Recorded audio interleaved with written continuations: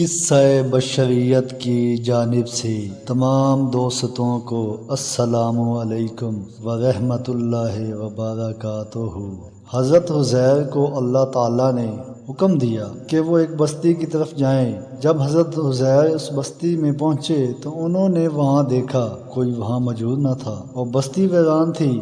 وہ یہ دیکھ کر بہت حیران ہوئے اور سوچنے لگے کہ اللہ نے مجھے یہاں کس لیے بھیجا ہے، یہاں تو کوئی موجود ہی نہیں ہے۔ ان کے دل میں یہ خیال بھی نہ آیا کہ اللہ اس بستی کو کیسے آباد کرے گا، اور یہ کہ میرے مرنے کے بعد اللہ مجھے کیسے دوبارہ زندہ کرے گا۔ تو اللہ نے انہیں یہ بات سمجھانے کے لیے انہیں 100 سال کی موت دے دی۔ اللہ تعالیٰ نے حضرت عزیر کی روح کو اس وقت قبض کیا جب وہ سو رہے تھے، اور جب حضرت عزیر اٹھے تو اللہ تبارک و تعالیٰ نے پوچھا، اے عزیر بتاؤ تم کتنا عرصہ سوتے رہے ہو؟ تو حضرت عزیر نے جواب دیا، ایک دن یا ایک دن کا کچھ حصہ سویا ہوں گا۔ تو اللہ تبارک و تعالیٰ نے فرمایا، اے عزیر تم اپنے کھانے اور گدھے کی طرف دیکھو، کھانا بہت جلد خراب ہو جاتا ہے۔ اس کے باوجود 100 سال گزر جانے کے بعد بھی کھانا بالکل تازہ تھا، اور جب آپ نے اپنے گدھے کی طرف دیکھا تو اس کی ہڈیاں بکھری پڑی تھی۔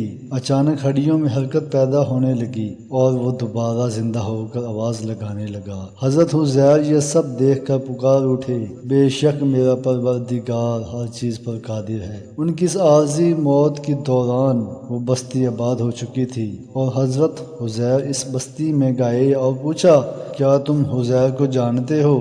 تو بستی والوں نے کہا، ہاں مگر ان کو تو وفات پائے 100 سال گزر چکے ہیں۔ حضرت عزیر نے ان کو بتایا کہ میں ہی عزیر ہوں، لیکن ان کو یقین نہ آیا۔ پھر وہ ایک بڑھیا کو لے کر آئے جس کی عمر 120 سال تھی۔ اس نے حضرت عزیر کی 10 نشانیاں بتائیں۔ یہ نشانیاں دیکھ کر ان کو یقین ہو گیا کہ یہ حضرت عزیر ہی ہیں۔ حضرت عزیر نے ان لوگوں کو پھر سے تورات کی تعلیم دینا شروع کی، کیونکہ لوگ اس کو بھول چکے تھے۔ وہ لوگ حضرت عزیر کے اس معجزے سے بہت متاثر ہوئے، اور انہوں نے حضرت عزیر کو اللہ کا بیٹا ماننا شروع کر دیا، اور یہ برائی نسل در نسل یہودیوں میں پھیل گئی، اور یہودی آج بھی حضرت عزیر کو اللہ کا بیٹا مانتے ہیں۔